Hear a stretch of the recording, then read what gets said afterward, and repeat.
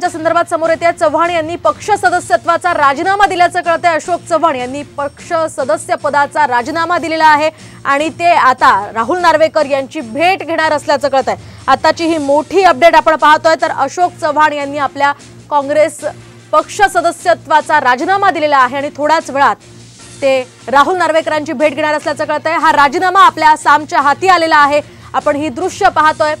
महत्वाची जो राजीनामा आहे तो आता साम टीव्हीच्या हाती आलेला आहे। आताची एक्सक्लुझिव्ह महत्वाची बातमी आपण साम टीव्हीवर पाहतोय। अशोक चव्हाण यांनी काँग्रेस सदस्य पदाचा राजीनामा दिलेला आहे आणि थोड्याच वेळात ते विधानसभा अध्यक्ष राहुल नार्वेकर यांची भेट घेणार आहे। तर ही मोठी अपडेट आपल्या हाती येते। आपण पाहतो लोणावळ्यामध्ये खरं तर 16 आणि 17 तारखेला काँग्रेसचं एक मोठं शिबिर आहे आणि त्याआधीच अशोक चव्हाण यांनी काँग्रेस पक्ष सदस्य पदाचा राजीनामा दिलेला आहे। त्यांच्यासोबत आणखी काही आमदार असल्याचं सुद्धा समजतंय आणि या संदर्भात आपण अधिक माहिती जाणून घेत आमचे प्रतिनिधी महेश बागल यांच्याकडून। महेश, काय अधिकचे अपडेट्स या संदर्भात मिळतात? साम टीव्हीकडे एक्सक्लुझिव्ह जे फुटेज आपल्याकडे आता येत आहेत ते अशोक चव्हाण यांनी इंडियन नॅशनल काँग्रेस म्हणजे काँग्रेसच्या प्राथमिक सदस्यत्वाचा राजीनामा दिलेला आहे। हा राजीनामा त्यांनी आज काही वेळापूर्वीच दिलेला आहे। यामध्ये आपल्याला पाहायला मिळते, स्क्रीनवर आपण पाहतोय की आज 12 फेब्रुवारी आहे आणि याच दिवशी त्यांनी त्यांचा राजीनामा दिलेला आहे। प्राथमिक सदस्यत्वाचा राजीनामा दिल्यानंतर साम टीव्हीने जो काही दावा केलेला होता की अशोक चव्हाण हे भाजपच्या वाटेवर आहेत, भाजपमध्ये ते पक्ष प्रवेश करणार आहेत, काही वेळापूर्वी ते राहुल नार्वेकर जे विधानसभा अध्यक्ष आहेत त्यांना जाऊन भेटून आले होते। त्यांनी त्यांच्या सदस्यत्व जे आमदारकीचा राजीनामा आहे तो त्या ठिकाणी देण्याचा मनसुबा बोलून दाखवला असल्याची खात्रीलायक सूत्रांची माहिती मिळत आहे।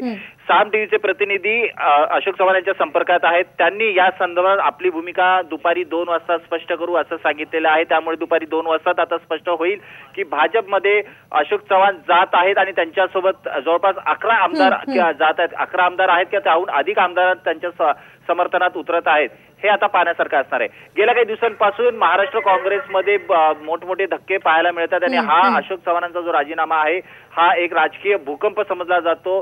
काँग्रेससाठी ही चिंतेची बाब आहे। नाना पटोले हे दिल्लीला रवाना झालेले आहेत। तिथे पक्षश्रेष्ठींना या घडलेल्या सगळ्या घडलेला जो प्रकार आहे त्याची माहिती ते देणार आहेत आणि एकंदरीत पाहता काँग्रेसमध्ये कसा असंतोष आहे हे आपल्याला पाहायला मिळत आहे। देवेंद्र फडणवीस यांनी आता साम टीव्हीशी बोलताना सांगितलेलं होतं की काँग्रेसचे ज्येष्ठ नेते हे आमच्या संपर्कात आहेत आणि आगे आगे देखो होता है का असा दावाही त्यांनी केलेला आहे। अगदी अगदी महेश, या ठिकाणी आणखी एक महत्त्वाचा मुद्दा उपस्थित होतोय। एक चर्चा आहे की चव्हाण यांना राज्यसभेची उमेदवारी दिली जाऊ शकते आणि जर ती दिली गेली तर काँग्रेसची मतं फुटतील अशी सुद्धा चर्चा आहे। त्यामुळे आता या सगळ्यांचे अपडेट्स घेणं गरजेचं आहे। धन्यवाद तुम्ही दिलेल्या या सविस्तर माहितीसाठी। तर आपण पाहतोय सध्याची ही महत्त्वाची अपडेट।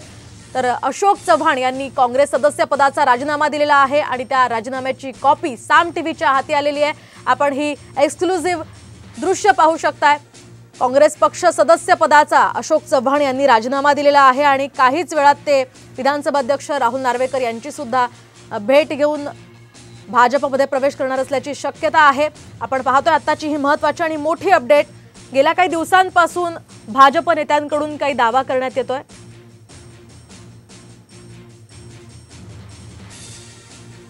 आणखी एक महत्त्वाचा मुद्दा म्हणजे अशोक चव्हाण यांनी आधी आमदारकीचा राजीनामा दिला आणि त्यानंतर काँग्रेस सदस्य पदाचा त्यांनी राजीनामा दिल्याची महत्त्वाची माहिती आता साम टीव्हीच्या हाती आलेली आहे। आपण पाहतोय गेल्या काही दिवसांपासून चर्चा होती काँग्रेसचे काही मोठे नेते भाजपच्या गळाला लागतील आणि तशाच घडामोडी त्याच दिशेने आता घडताना दिसत आहे। अशोक चव्हाण यांनी आधी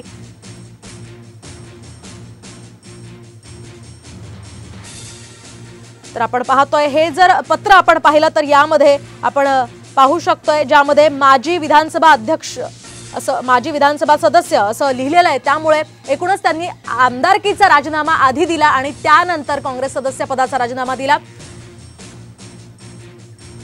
आणि या संदर्भात आपण अधिक माहिती जाणून घेत आमचे प्रतिनिधी सुनील काळे यांच्याकडून। सुनील, आपण पाहतोय एकूणच घडामोडींना आता वेग आलेला आहे।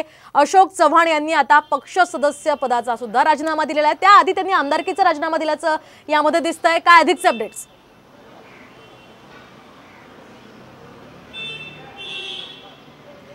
निश्चितच म्हणजे त्यांनी आता काँग्रेस पक्ष सुद्धा सोडलेला आहे आणि त्याचबरोबर जे काँग्रेसकडून आमदारकी म्हणून निवडून आली होती तो सुद्धा त्यांचा राजीनामा दिलेला आहे। आपण छेडा सदन ज्या ठिकाणी अशोक चव्हाण यांचं ऑफिस आहे त्या ठिकाणी आहो आणि जी माहिती मिळते त्यानुसार त्यांना एकतर मंत्रिपद किंवा राज्यसभेची उमेदवारी दिली जाऊ शकते। आणि राज्यसभेच्या उमेदवारीच्या पार्श्वभूमीवरती जी महत्त्वाची गोष्ट आहे की राज्यसभा जर उमेदवारी दिली तर कुठेतरी काँग्रेसचे मतदार जे आहेत, जे आमदार मतदार असणारे या निवडणुकीमध्ये, त्यामध्ये त्याच्यात फाटाफूट पडू शकते।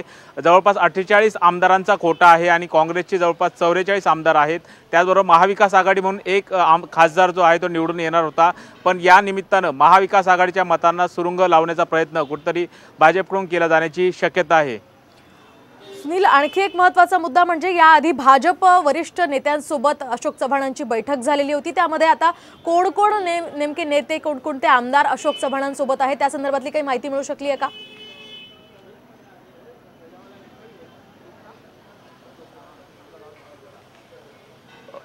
या संदर्भात अधिकृतपणे काही सांगता येत नाही, पण ज्या पद्धतीनं भाजपकडून ज्यावेळेस प्रवेश होईल त्यावेळेस अशोक चव्हाण ज्यावेळेस प्रवेश करतील किमान 11 ते 12